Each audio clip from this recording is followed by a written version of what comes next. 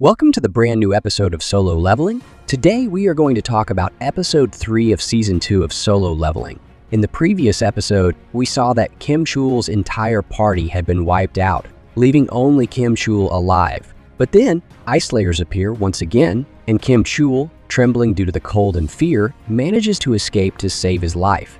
While trembling, Kim Chul says if we hadn't run out of food, we wouldn't have had to see such a day. As Kim Chul is making his way through the forest, he suddenly stumbles upon numerous dead ice bears on the path. Seeing this, his eyes widen in shock. He thinks to himself, so this is why we didn't encounter any ice bears. Could this be the work of another team? No, that's impossible. Maybe the Ice Slayers killed them. After that, Kim Chul runs deeper into the forest once again. After this, we are once again taken outside the dungeon. Here, the S-rank hunter Wang Dongsu from China and the S-rank hunter Baekyu Honho from Korea are standing face to face. The aura between them is extremely terrifying. First at Baekyu, who starts transforming into his wild beast form, and both of them put their full strength into fighting head-on with their bare hands. The surrounding area trembles due to the presence of two S-rank hunters. However, at that moment, Kim Chul steps in to stop them. Kim Chul says, if you two had used your full power, perhaps I wouldn't have survived this alive. At first, I suspected Sung Jinwoo of regaining his powers, but that isn't the case. We tested him, and his test results are exactly the same as before. Hunter Wang Dongsu is no longer among us, but Sung Jinwoo is not capable of taking down a strike squad alone. Wang Dongsu says yes, I already know that the son of Eugene Construction must have hidden some trick inside the dungeon. Kim Chul responds, if you already know, then why are you still after Mr. Sung? Wang Dongsu replies, because it's just an excuse to kill someone. Well, whatever the case, you all have ruined my mood. After saying this, Wang Dongsu leaves. Meanwhile, Han thinks to himself, I have personally witnessed Mr. Sung Jinwoo's true abilities, and I know he will definitely return alive from the dungeon. The scene shifts back inside the dungeon. Here Chul comes running towards Jinwoo's group, but he notices that the other team is completely safe and sound. They are joking with each other and peacefully eating food. Seeing this, Kim Chul was utterly shocked and thinks to himself,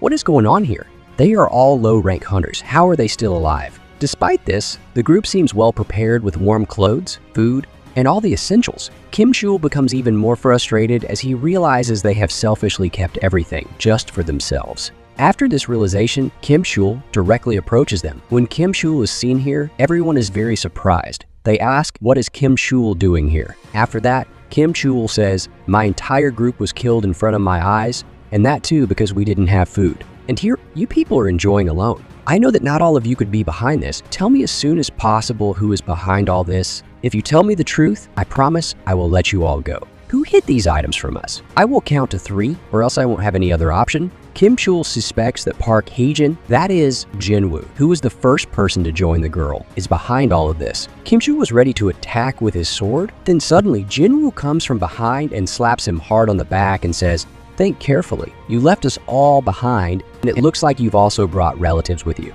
There's no use trying to use camouflage flags in front of me. Your presence is too strong. You can't hide yourself. After this, the leader of the Ice Elves comes forward, riding a horse, and with him are 20 other Ice Elves. The leader of the Ice Elves then says, so is this really true that not all of you are trash? Jinwoo says, what?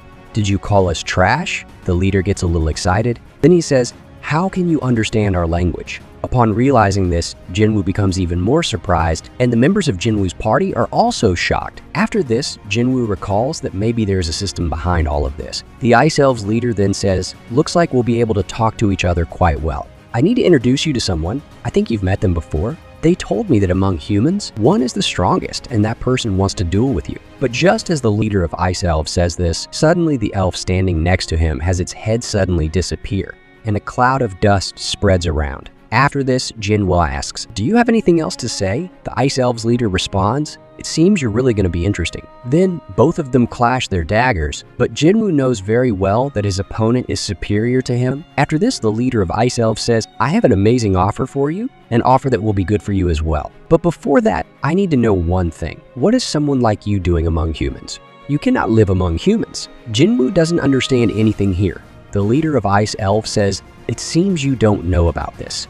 There is always a voice in our minds telling us to kill humans. Jinwoo doesn't understand anything here. Jinwoo thinks to himself, is the system telling them to kill humans? Maybe because I am a player, that voice doesn't come to me. After this, the leader of Ice Elves says, we don't have any reason to fight each other. Neither of us needs to lose anything. If you hand over the humans behind you, I promise I will let you go. What do you say? It's a great deal, right? Upon hearing this, Jinwoo gets extremely angry. Jinwoo says, I have some questions for you too. Who exactly are you and why do you want to kill humans? Just then, the leader of Ice Elves opens his mouth, but suddenly there's a glitch in his voice. And his voice completely cuts off here, but after this, when the Ice Slayer leader opens his mouth, surprisingly, the leader of the Ice Elves starts repeating the same old things. After hearing this, Jinwoo gets quite shocked. The Ice Elves leader once again presents his offer to Jinwoo, but Jinwoo immediately declines it. After this, the Ice Elves leader says, so you won't accept our offer? Do you want to fight alone with my army? Jinwoo then says, who said I'm alone?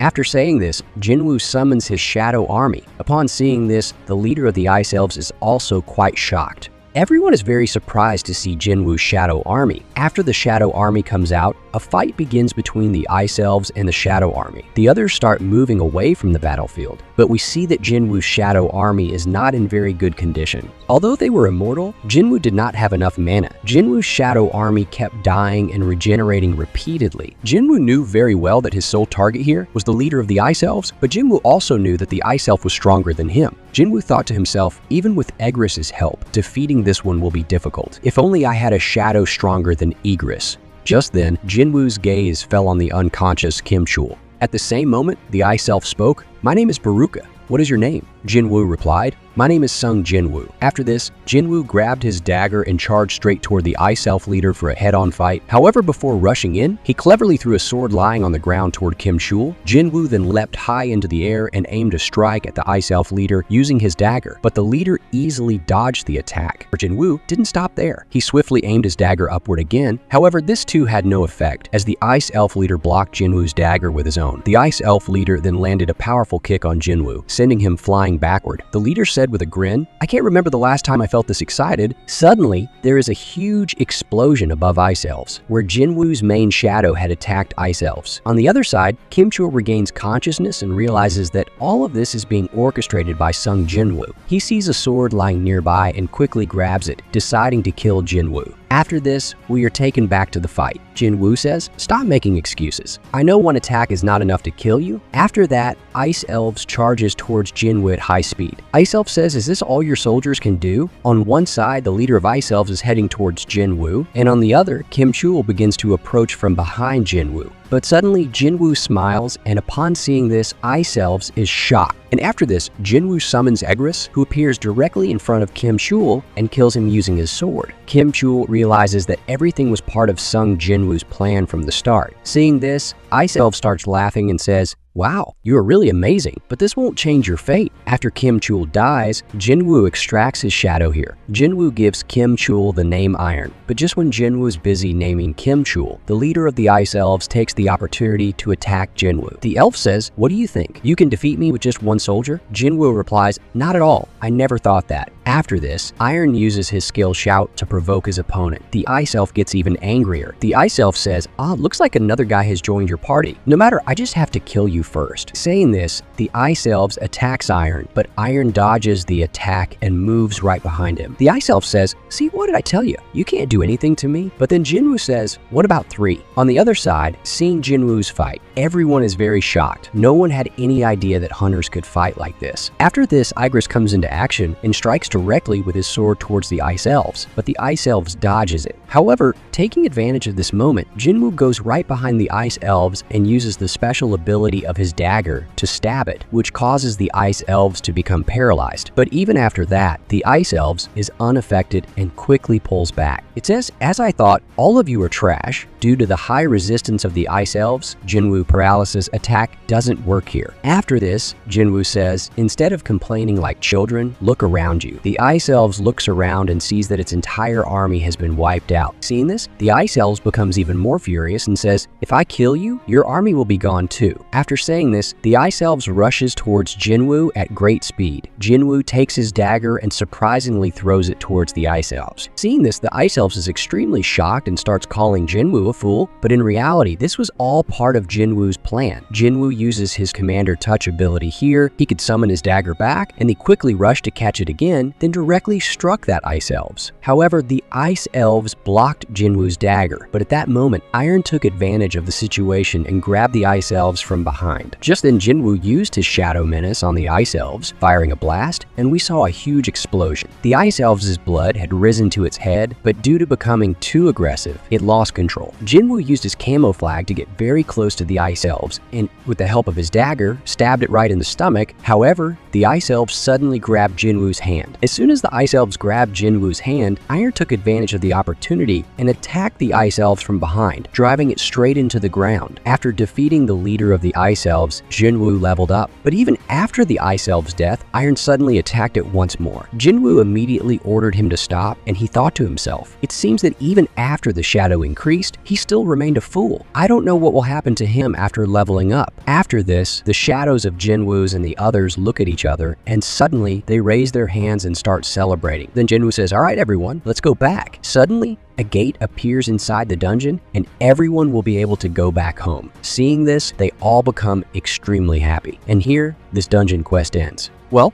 the video ends here, but I'd like to know your opinion, so make sure to let me know in the comments. If you enjoyed the video, do give it a like and also subscribe to the channel. We'll meet again with another amazing video. Until then, goodbye.